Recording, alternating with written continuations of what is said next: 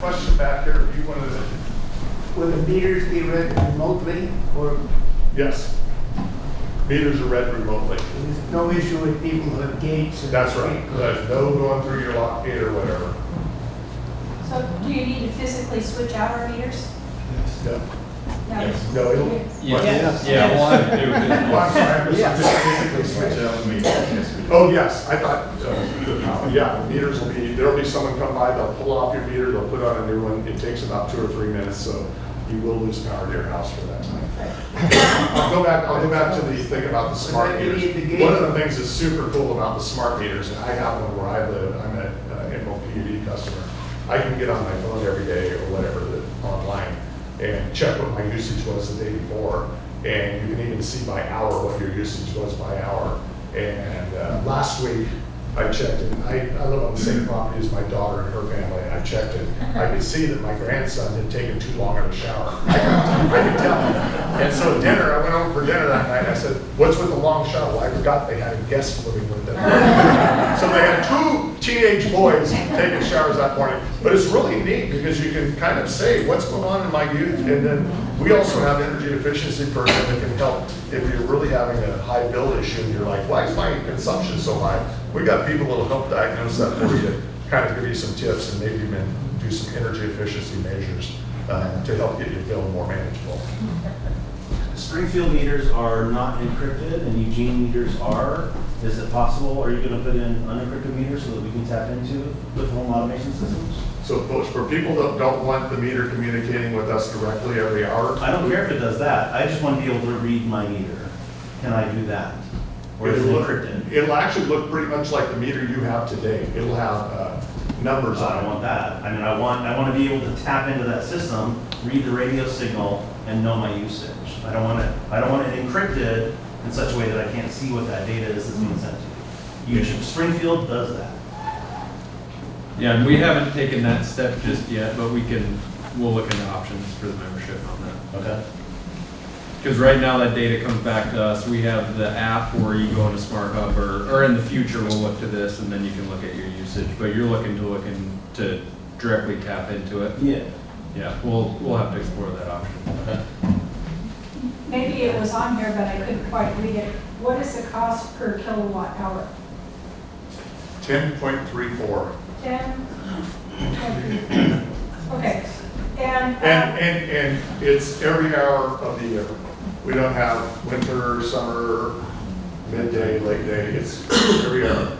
And the preventative maintenance for the tree trimming, is that outsourced or is that something that the co-op does? Don, I'm going to have you come up and talk a little bit about what we're doing. So Don, our right-of-way coordinator, has been doing a great job with the service territory we have. We are on a 3-year cycle where we try and get our entire system over the course of 3 years. Last year, Don got 40% of the system trimmed out. So he's way ahead of schedule. And I think, as we've talked about it, when we get the e-web system, we are going to hit it hard and trim out and check all the hot spots and other things that we know we want to get in better shape than they are today. So, your answer, I do have 2 contractors that work on the property at this time, Uppercut and GJ's. And you'll see them around. We're going to get, we have a mower too, so we do a lot of right-of-way mowing. But you'll see them around prior to us taking ownership. And we're going to do a inspection and get everything that might be a hazard for the upcoming fire season. So that's the plan moving into it. And then we'll fit this into a 3-year cycle like he was speaking. And so the next time around, we'll pretty much go from front to back, try to get into one growing season and get the whole property maintained. And then we'll maintain like all of our cycle busters and trees that are an issue on the intern. So one of the things Don is doing right now before we take over, he's actually driving around and looking for those spots that he knows he wants to get his crews out right away and start working on before we get into the later part of the summer and we get into fire season. So if you have some things on, and so we had quite a conversation this morning about getting behind gates, going up driveways, all the things that are on your property that might need to be trimmed out. So if you have specific things you would like looked at, give Don a call and he will put on his punch list and he'll get out there, because he's putting a punch list together for the crews when we take over May 1st about where we need you to go first. And that's not necessarily always me, maybe one of my contractors will come out and visit with you too. Yeah, Don doesn't do all the training himself. Like to sometimes, but yeah, no, we'll have a pretty good eye, and that's the thing, we're kind of waiting for some information to come to eWeb, so that we can actually contact you if we need to get onto your property. I've been doing all the public space where I can see it, and, you know, keeping track of what I know I want to get, and pretty much the first of when we take it, I'm going to have crews on site, and like I said, we're just going to shotgun all the things that is going to get us, you know, safety first going into fire season. That's And my I biggest. just take a minute and say, eWeb hasn't done a bad job at all. They've done an appropriate job. But they've done a job that is more of a job for an urban area. And we live in a rural area, and we know rural areas are different. So we trim more aggressively and farther than probably you'd see in a city setting. So that's why Don is going to get out there and start trimming it out, because we're going to do it at a higher trim standard than has been happening in the past. And I got a lot of hands up. I think yours is next, sir. Related to that, are any plans to bury power lines? Matt? We do have plans, so when we get the service territory, start to evaluate it and look at how it incorporates into our 10-year plan, we will have projects identified. Right now, we've got, I think, just over half of our system, around half of our system underground. Right now, Which is a lot for a rural area. it is. It's very impressive with what Lane has done to date. And if you look at what we've done on this side of the McKenzie, we've got 2/3 of our system underground on that side. This side, it's about 2/3 overhead, so we're going to look to shift that a little bit more underground. So But it does have a big impact on the wallets and the membership contribution to what we do as a cooperative. So we just have to weigh the benefit with the financial burn. And so one of the things, when I was looking at taking this GM job, that I was super impressed about our board of directors is they have been in and out every year investing strong capital into this system. That's why we have that much undergrounded. When I showed up, Gene knows this, when I showed up at Emerald PUD, they had only bought one major piece of equipment over a 10-year period. So the trucks all had 300,000 miles on them. And for my office, I could see the mechanics area. So I saw all the stuff getting drug in and that we weren't able to respond and did take care of the business that we needed to take care of. So we started upgrading the equipment. First thing I did, the first week I was there, I went out and talked to our mechanic. These folks have been investing in equipment. Our fleet is in good shape. And I think that our capital program for what Matt implements for undergrounding, strengthening, replacing poles, transformers, whatever, is really top notch. And what Matt's going to be doing and what he is doing now, but when we get the service territory and get more information, he's going to do a 10-year plan. We have a 10-year capital plan for our current service territory. He's going to be doing it for the added eWeb service territory. How do we make this more reliable and more resilient? And it's interesting having the meeting here because this street is the dividing line between eWeb and Lane Library. And if you go down to 126, don't pull on the highway, just sit there. The pole that's right at the driveway entrance is the last pole for eWeb. And then there was about 500 feet that there was no poles, or there were some communication poles, but no electrical poles. And if you go and look now, in fact, you can see it from here, they put the poles in, they've strung the cable, and we're ready to just put up a wire between the eWeb service territory and ours and connect the McKenzie. I still gotta cut down a tree. Huh? I still gotta cut down a tree. Okay. But long term, the way that that's going to work is the 10-year plan is going to look at how do we upgrade the wires so that at some point, hopefully not too far away, we can feed all the McKenzie either out of the Blue River substation that is fed by Bonneville all the way down this way if something happens downriver, or if something happens upriver, like we lose the Blue River substation, we can feed out of Holden Creek right over here up this way. We're going to connect the wires, but it's going to be a while till we have that functionality in place because we will have to upgrade the current cables that are out there hanging from the poles or the underground. But I think a lot of got done when they were doing the upgrade for the underground. after the fires happen. So we're partway there already. But it's going to be really a great improvement for your reliability and the resiliency of the network. I have a question. You said there was 48 employees. There was a list that showed 48 employees with the company. Yeah. 4 main guys, 1 guy that handles each area. Is that correct? 1 Yeah. lineman, I'd say. Yeah. Are all the members linemen that are going to be covering those areas? Are those just not linemen, just helpers or subcontractors? Well, you know, we don't use, well, we do use some subcontractors, but there's the 4 servicemen, and then we have another 9 or 10 linemen, journeyman linemen, that go around and do the So capital. really there's about 14 guys that will be servicing all those areas? That's a lot. That's a lot of areas. We've got 3 crews that run, when they're full, that run full-time, in addition to the 4 servicemen. Right. And the 4 servicemen are linemen as well. Well, they're all IBW members, right? But he's not. Yeah. All IBW members too? Yep.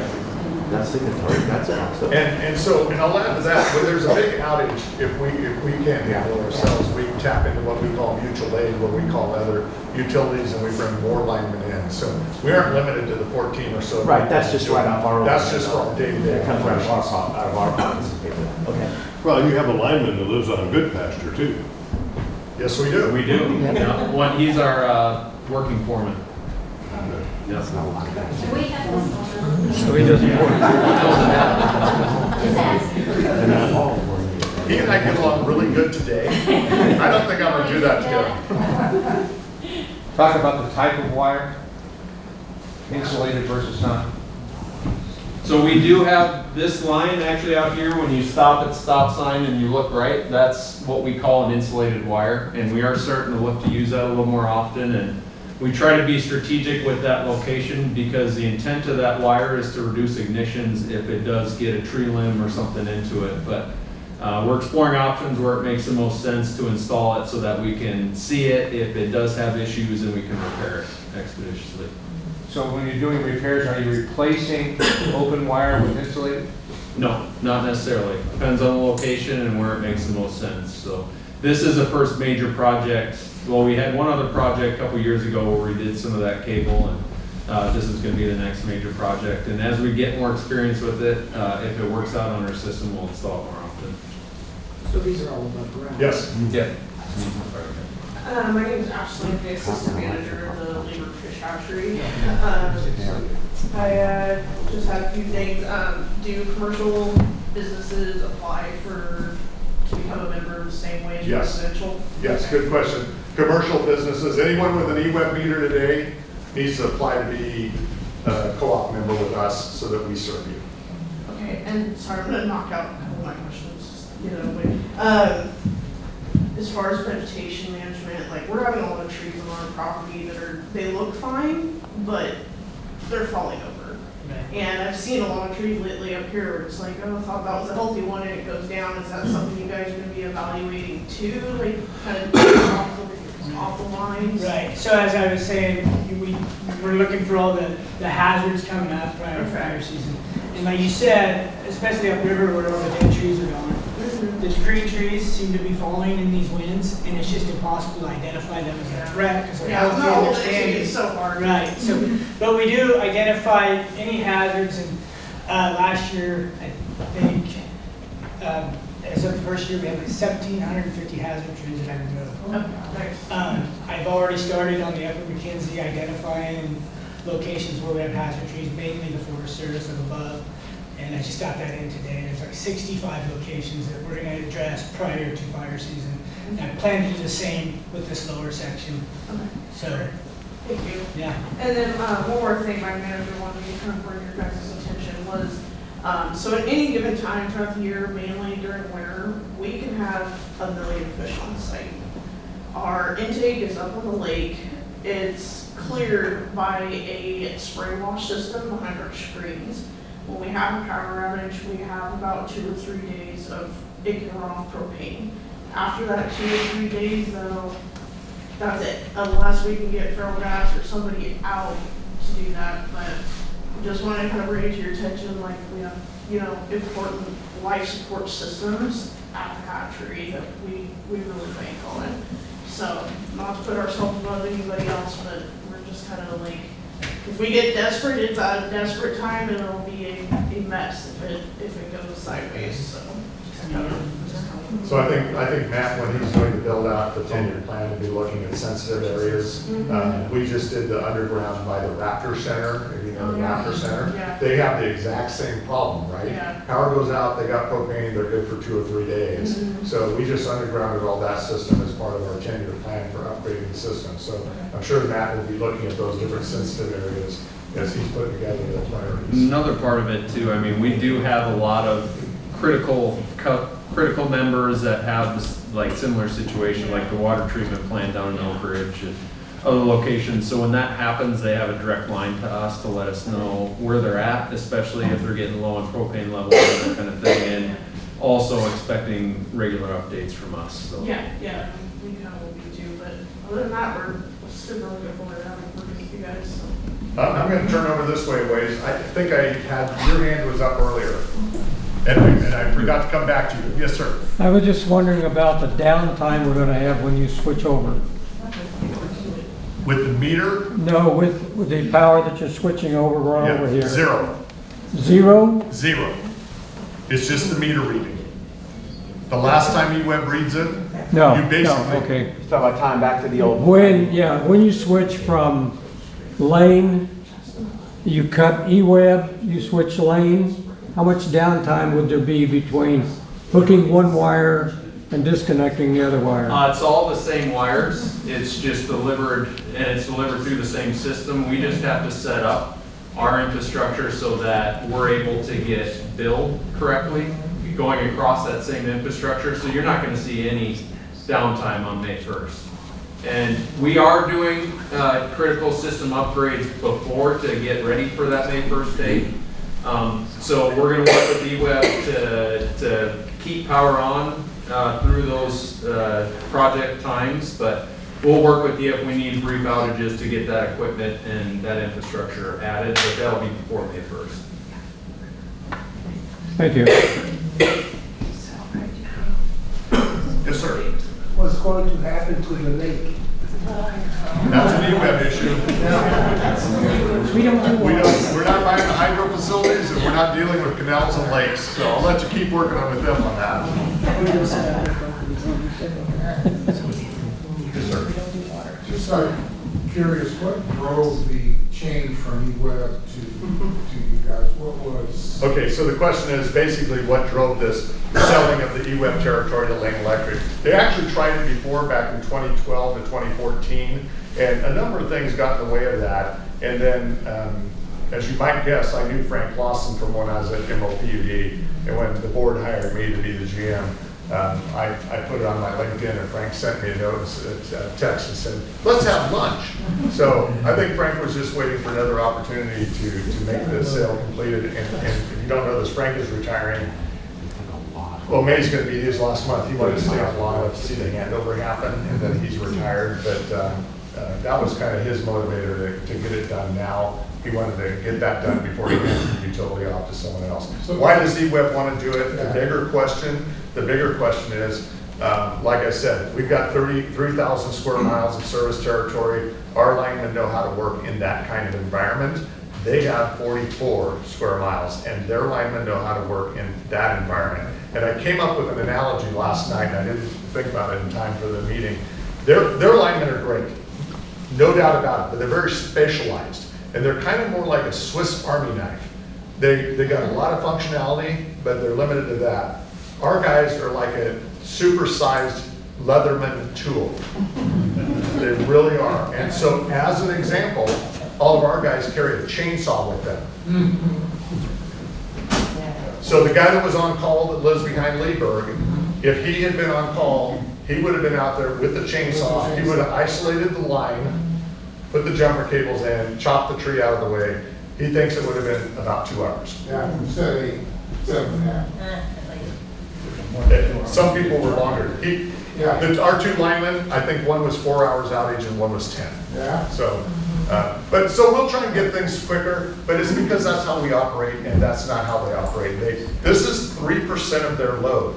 So it's not a big change to their operations or their finances. It's a 25% increase for us. So it's a pretty big lift for us. And I'll just say, we're talking a lot, we're doing a lot of work, but I think it's gonna go well, but I think we'll have, my thinking is we'll probably have a couple build problems because all the data that you have with eWeb today isn't coming over to us, and we need to reestablish those automated deposit or payments. You know, if you're on an automated payment system for your checking account or your Visa card, we don't have that data.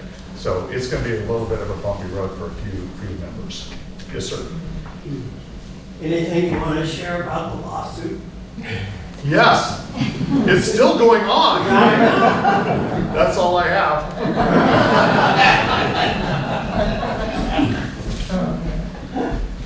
Quick functionary question for property owners. When folks are coming out to evaluate the situation or do meter work or whatever needs to happen, what are we looking for? I'm alone on my property a lot. Am I going to see Lane Electric on a truck? Is it going to be on their hat? Is there going to be somebody knocking on my door, introducing themselves? How do they just wander on? How does that happen? So you'll see our in-company Lane Electric vehicles, for sure. Okay. And then all of my contractors pack a sticker that says they're a contractor for. That's just good to know. Yeah, for me. Especially.